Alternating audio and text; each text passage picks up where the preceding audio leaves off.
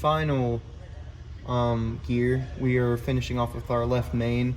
As we can see here, it is covered in grime and sludge and all other nasty stuff, which is to be expected for the landing gear in this airplane, as we can infer from both the nose gear and the right main. This airplane has just not been cleaned in a long time. However, I would like to mention, especially for this one in particular, just like the right main, the seal for the oleo strut, as we can see from here, is also just as bad as the one on the right main. So this would be a cause of concern, definitely be a cause of concern, and possibly would need to be give an indication that this strut needs to be rebuilt very soon.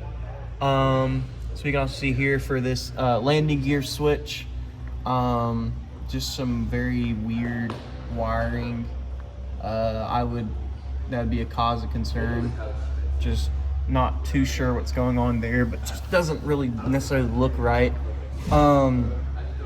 Brake hose looks okay. It's rather dirty, and the fitting at the top inside the gear well is rather gunky, but I don't necessarily think this is too much of a cause of concern. It's all around just really dirty, but like I said, airplane just hasn't been cleaned in a long time, so that's to be expected. But there are no cuts, there are no gouges. The hose condition seems to be okay for the most part. Final thing I would like to mention about this nose gear, this left main, is that this cotter pin is not necessary. Whoever did this cotter pin didn't necessarily do a great job at installing it, or at least by pushing down the tabs for the most part, and also probably may have used a little bit too much bearing grease.